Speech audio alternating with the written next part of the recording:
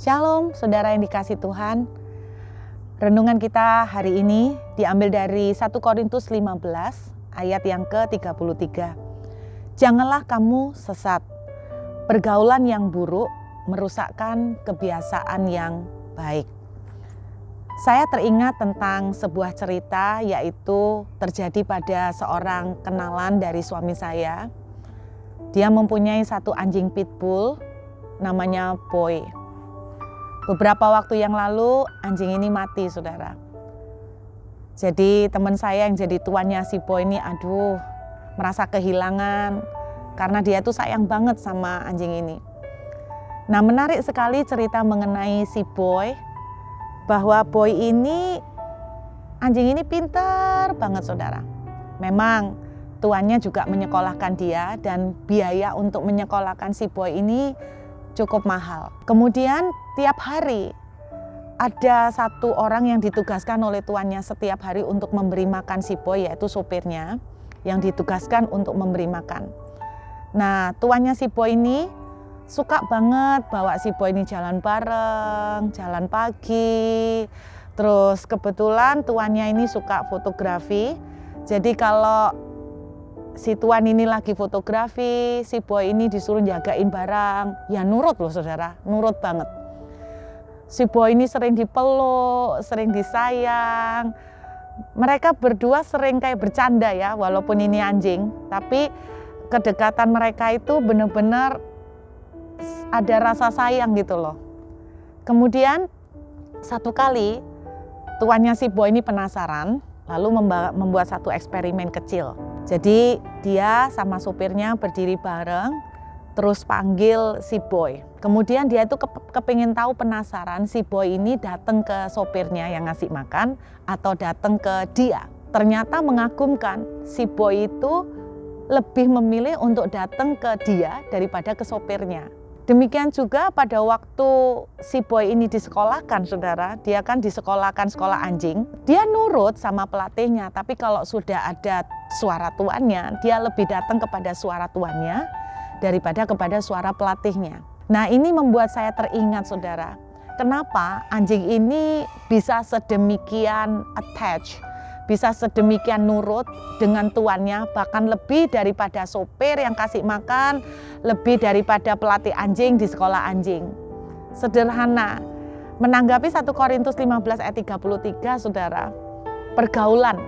Nah, pergaulan itu yang menentukan. Iseng-iseng saya tuh kepengen tahu apa sih arti pergaulan. Sebetulnya pergaulan itu bukan berbicara tentang 1-2 kali ketemu, saudara. Pergaulan lebih berbicara tentang siapa yang kita deketin, siapa yang punya hubungan dekat dengan kita. Kalau kita punya hubungan dekat banget dengan seseorang, maka orang inilah yang banyak influence kita, orang inilah yang banyak attach, yang banyak membangun ikatan dengan kita. Kalau kita itu banyak bergaulnya atau banyak membangun interaksinya dengan teman-teman yang dalam tanda kutip yang buruk, yang punya habit yang buruk, maka kita sering bareng sama mereka, kita sering hangout bareng mereka, maka mereka lah yang akan menaruh banyak influence ke kita. Dan terus terang, kalau diilustrasikan seperti cerita si Boy, suara yang paling kuat berbicara untuk kita adalah suara yang paling sering kita bergaul dengannya. Kalau suara yang paling sering kita bergaul adalah suara, dalam arti contohnya suara duit nih ceritanya ya, maka kita sering bergaul, pokoknya tiap hari urusannya duit, tiap hari ngomongnya duit, tiap hari yang dipikirkan cari duit, tiap hari yang dipikirkan ngejar duit, maka suara yang paling kuat berbicara itulah yang influence hidup kita. Influence hidup kita. Kalau suara yang sering berbicara kuat dalam hidup kita adalah suara Tuhan, firman, penyembahan, demikian kita akan attach ke sana.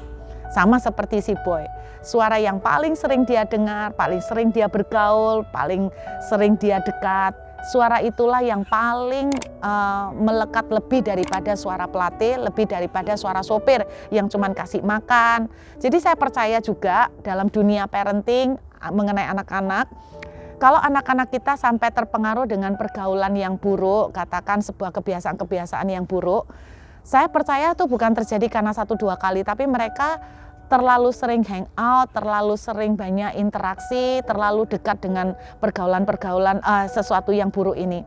Karena itu saudara, pilihlah dengan suara siapakah, suara apakah yang paling sering interaksi dengan saudara.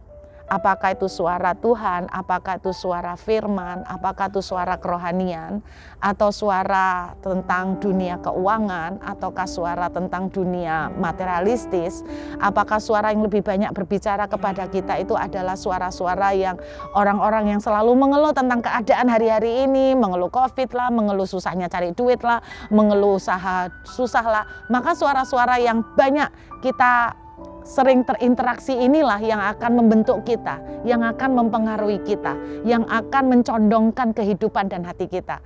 Karena itu biar renungan hari ini akan menjadi sebuah introspeksi. Suara apakah yang saudara sering dengar? Berita yang negatif atau berita Tuhan? Kalau suara-suara yang negatif yang saudara dengar, maka iman saudara akan lemah. Saya berdoa, suara yang saudara dengar adalah suara yang positif, suara yang indah dari surga. Pikirkan yang mulia, pikirkan yang indah. Jadilah dan terimalah mujizat. Let's see time. God bless you.